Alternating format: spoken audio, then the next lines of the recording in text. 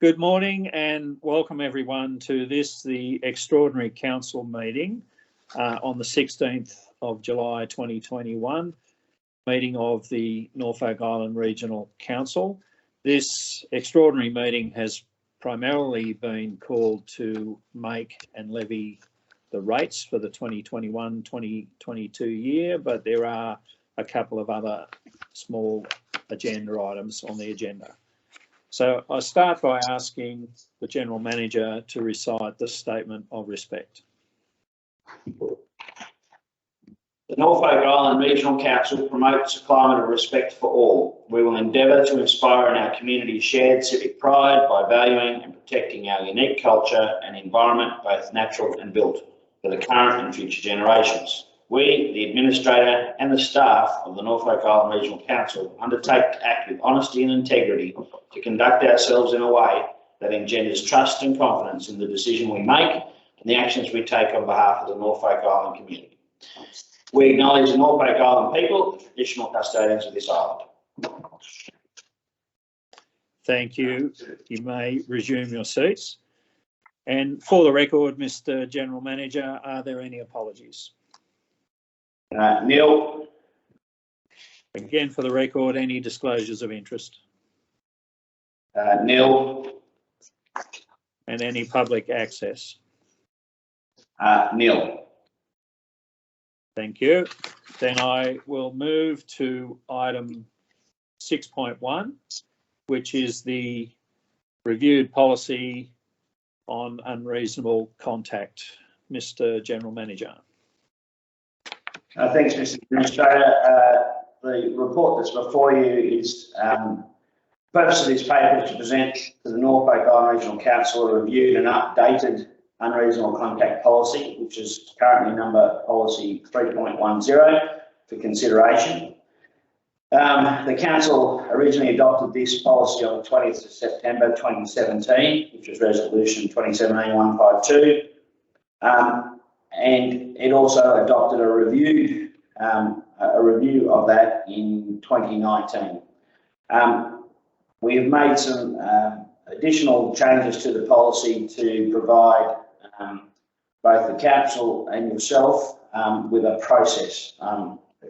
Basically, this policy just dealt with identifying, but it didn't provide a process of the steps it needed to follow. So that's in essence the changes that have been presented to you today.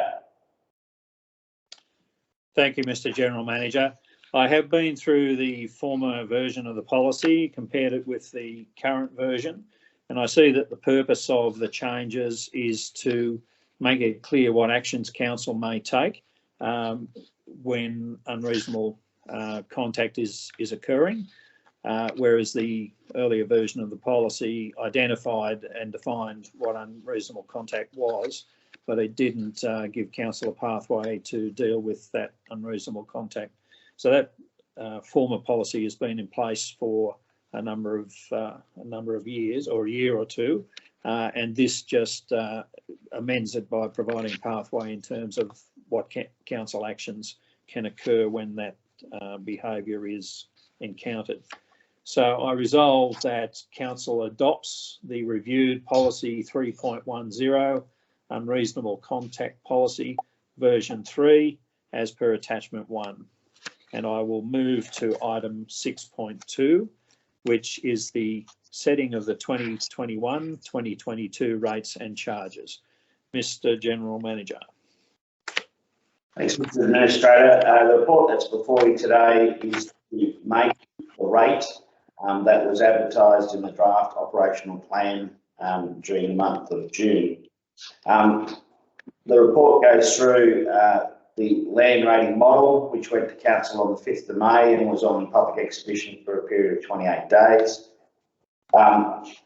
There were 7 submissions that were received during the public exhibition period for rates specifically. There was more, I think you can remember, from the operational plan with regards to the overall plan, which was 37, I think, from memory. This report runs through the ordinary rate being residential, business and farmland. It addresses the rates and hardship policy exemptions, the interest rate that will be applied for overdue amounts, which is at 6%. It also highlights the arrears that we have to date at 30 April of $173,000. It also addresses the community waste management charge that we spent some time on discussing at the July ordinary meeting. And before you on page 22 is the making of the rate spelled out for each category, and then the waste management charge, interest charge, and interest on overdue debtors. Thank you, Mr. General Manager. At the council meeting last week, I spoke extensively about the operational plan and revenue policy and budget and adopted those documents last week. The reason for this matter being on the agenda this week is to formalise the making and levying of the rates and charges for 2021-2022. Having spoken extensively about this last week, I don't intend to make any further comments because the rates that are intended to be made by resolution in a moment are in line with the revenue policy that was adopted last week. So I will resolve. There are some small amendments to what I'm proposing to resolve here, just small corrections, and I'll point those out when I get to them. But I hereby resolve the council hereby makes and levies the following ordinary rates in accordance with sections 534, 535 and 537 of the Local Government Act 1993, New South Wales, Norfolk Island, as amended for the 2021-2022 financial year, incorporating the farmland, residential and business categories as follows. Residential category, base rate $264, ad valorem multiplier 0.002570898. Business category, base rate $758, ad valorem multiplier 0.006125609. Farmland category, base rate $220, ad valorem multiplier 0.001345139. Rates are hereby made and set within the rating categories as follows.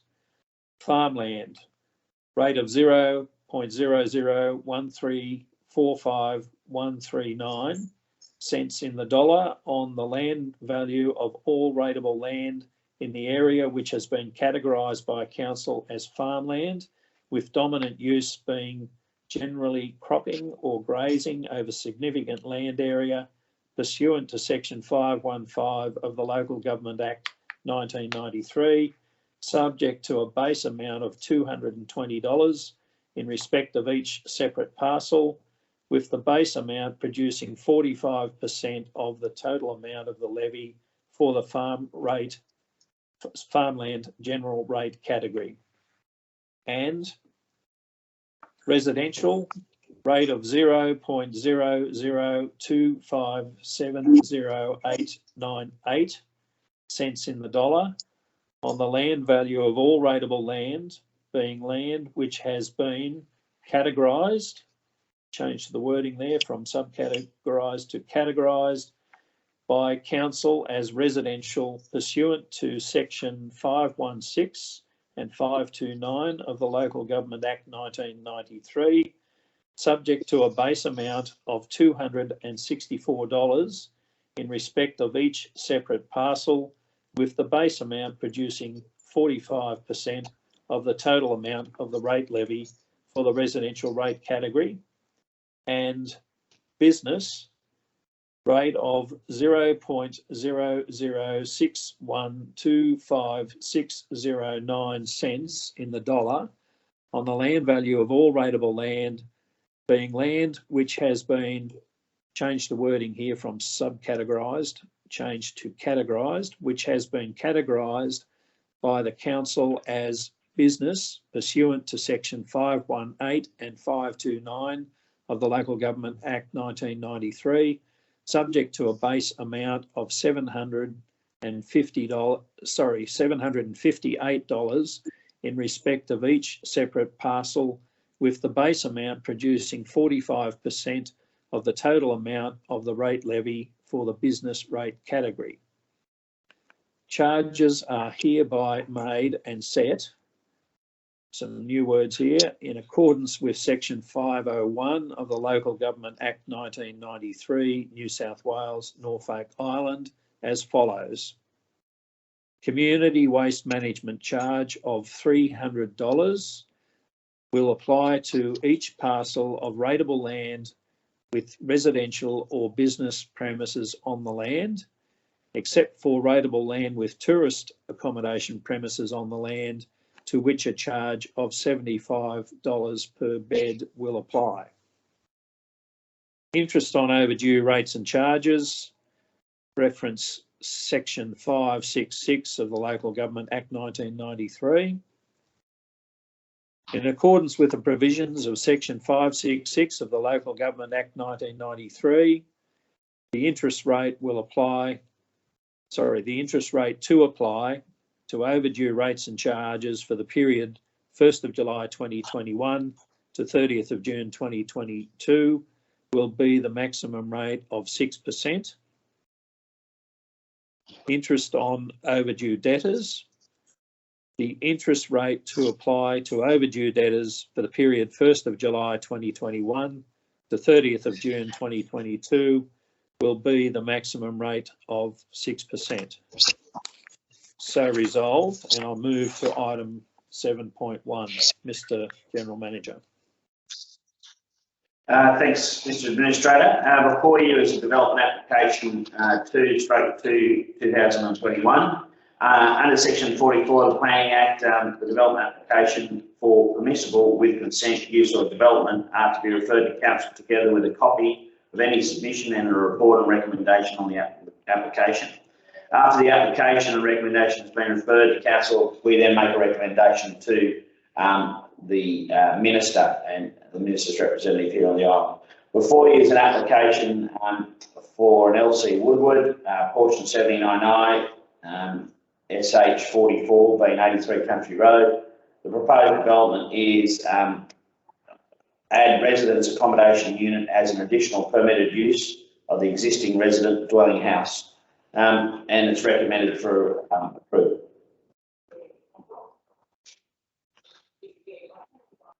Thank you, Mr. General Manager. I'm satisfied that this development application should go forward in the process.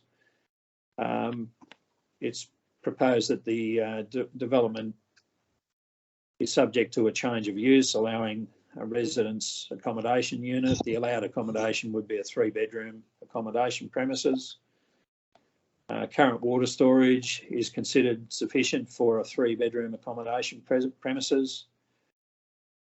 I note that the requirement for a heritage impact statement was waived in accordance with section 34(3)A of the Planning Act 2002, Norfolk Island. The application was made available for public inspection between the 3rd and 17th of May 2021, and no public submissions were received in response to the invitation for comment. Council staff have assessed the proposal and concluded that the proposal as described complies with the relevant objectives of the Planning Act and the DCP number 2, number 3 and number 7, and would not unreasonably impact on existing future use or development at the subject land or in the locality. And I intend to accept the Manager Planning and Environment's report to recommend this application to the Minister's delegate for approval, subject to recommended conditions. So I resolve that 1, the Norfolk Island Regional Council, pursuant to section 44(2) of the Planning Act 2002, Norfolk Island, in accordance with the statutory requirements of that Act and in accordance with the recommended notice of decision, makes a recommendation to approve DA 02/2021, described as applicant LC Woodward, subject land, portion 79I, section 4483 Country Road, for proposed use or development, change of use, add residence, accommodation unit as an additional permitted use of the existing residence dwelling house. And 2, the Norfolk Island Regional Council, pursuant to section 44(4) of the Planning Act 2002, Norfolk Island, refers DA 02/2021 to the Minister's Delegate with Council's recommendations on the application. And I'll move to item 7.2, which relates to the review of DCP number 2, water resources. Mr. General Manager. Thanks, Mr. Administrator. Before you is a report to provide a review of the DCP number 2. DCP number 2 came into effect in June 2011, and the DCP aims to achieve its purpose by specifying the minimum rainwater storage requirements and standards for effluent disposal, and by enforcing connection to the Norfolk Island sewer mains for the new development where connection is feasible. The need for the review, it was necessary to review and update DCP 2 given the passage of time and circumstances, including the recent drought, which highlighted critical shortages in general water storage across the island and diminishing groundwater reserves. To recent research and reports that demonstrate changes in rainfall patterns and a decline in annual rainfall. Also results of water quality testing and monitoring at various sites that indicated a decline in water quality likely related to that less than optimum effluent disposal systems and management, and acknowledgement of the need to upgrade and potentially extend the sewerage main, and where that is not possible, to improve on-site effluent disposal management by requiring implementation of more effective systems. The DCP2 is already in operation, but this current activity is for an update only, and the primary aim of DCP2 is to protect the environment. It is recommended for your approval. Thank you, Mr. General Manager. You'll recall that this matter was listed on the agenda for the ordinary July council meeting, which occurred last week, and that I deferred a decision on the matter until this meeting today to allow time for the Manager, Environment and Planning to go through the DCP with me. Having done that last week, I am satisfied that the document should now go forward. So I'm going to make a resolution with, again, some slight amendments, because the version on the agenda calls for council to consider, and that consideration is now completed with this resolution. So with some amended wording here, I resolve that, having considered the revised draft DCP2, Council requests the General Manager to refer the draft revised DCP2 to the Minister's Delegate with a recommendation that, under Part 3 of the Planning Act 2002, Norfolk Island, the Minister's Delegate prepares a draft plan based on the revised draft DCP2 and invites public submissions about the draft plan. So resolved, and I will now move to item 8. For the record, Mr. General Manager, is there any urgent business without notice? No, there is not. And item 9, are there any questions for the next council meeting? Just for the record. Nil. Is there any other business, Mr. General Manager, before I close the meeting? No, there is not, Mr. Administrator. Then I declare the meeting closed at 11:20 a.m. and thank everybody for their attendance. Policy. Unrecorded.